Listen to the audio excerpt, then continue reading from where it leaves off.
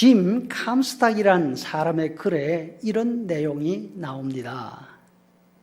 아내와 나는 집에서 200마일 떨어진 곳에 있는 딸의 대학을 막 다녀왔습니다. 딸이 처음으로 우리 곁을 떠나게 된 것입니다. 그날 밤 나는 침대에 누워 내가 대학생이 되던 때를 기억했습니다.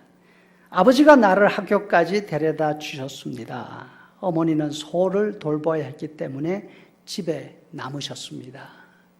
남자 형제 중 넷째인 나는 우리 집에서 처음으로 대학을 가게 되었습니다.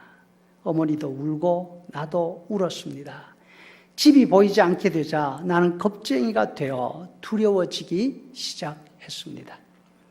아버지와 나는 강가에 멈춰서서 어머니가 싸주신 샌드위치를 먹었습니다.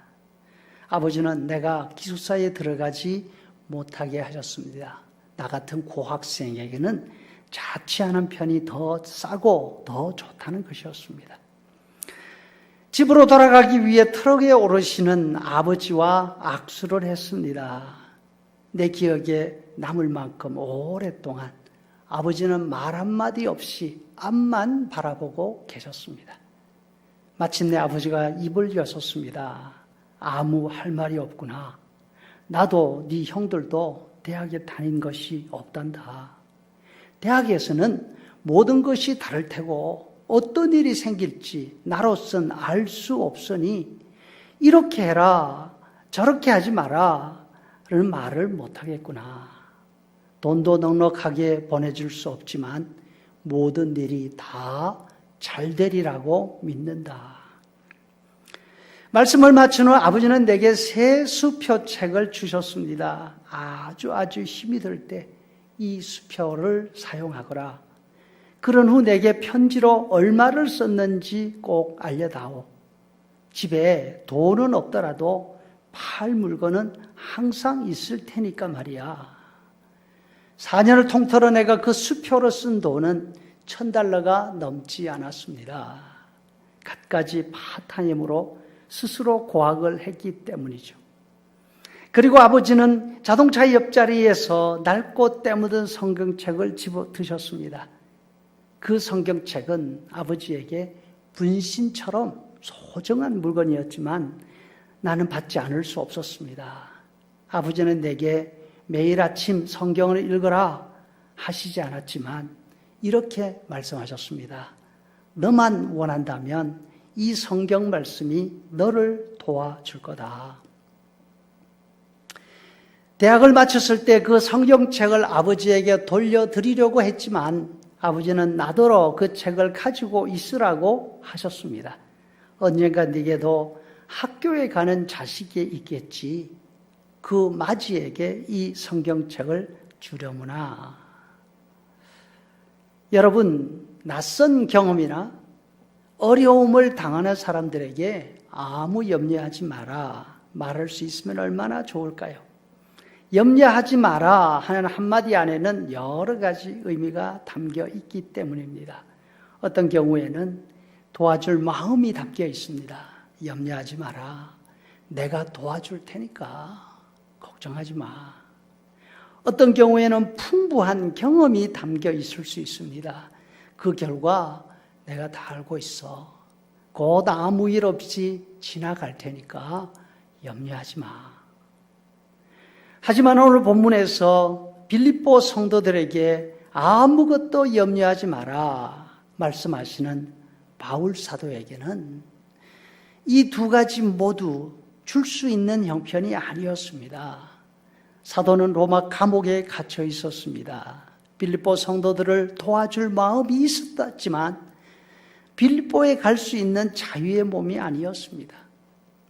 또 바울 사도의 자신의 경험으로 볼 때 당시 교회가 겪고 있는 어려움은 아무 일 없이 지나갈 그 정도의 고난이 아니었습니다. 스스로 판단해 볼 때도 교회의 어려움은 앞으로 점점 더 심해질 것입니다. 지금 자신이 당하고 있는 그 어려움이 교회가 당할 어려움의 표본이었기 때문에 피하기가 어렵다는 거 알았을 것입니다. 그럼에도 불구하고 바울 사도는 빌립보 교회 성도들을 향해서 말씀하십니다. 아무것도 염려하지 마라. 사도가 이렇게 말할 수 있었던 근거는 자신의 마음이나 자신의 능력에 달려있는 것이 아니었습니다.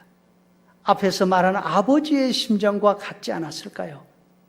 자신이 한 번도 경험해 보지 못한 대학의 아들을 내려놓습니다.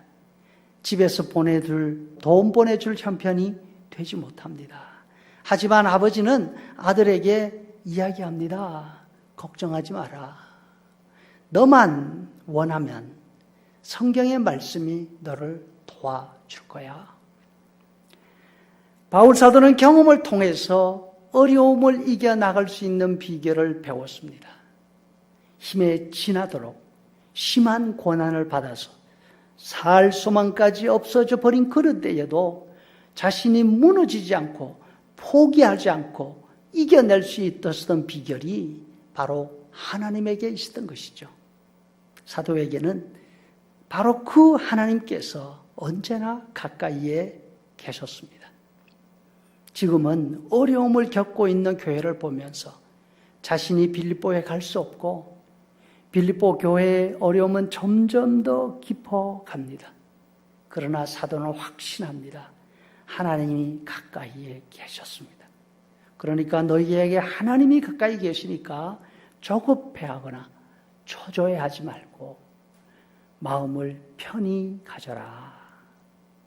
그리고 기회가 될 때마다 할 수 있는 모든 방법을 다 통해서 기도해라. 하나님은 반드시 응답해 주시는 분이시다.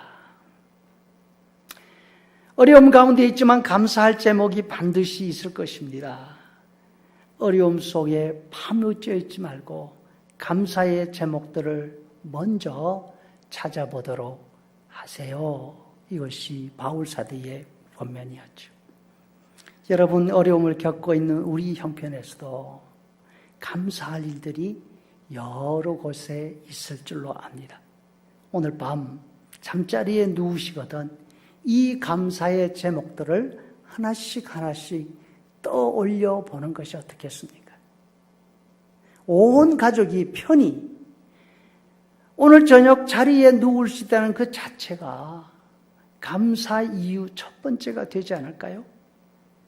그리고 기도 제목을 순서에 따라서 긴급의 정도에 따라서 하나님께 아뢰면서 오늘 밤도 편히 잠들 수 있기를 주의 이름으로 축복합니다.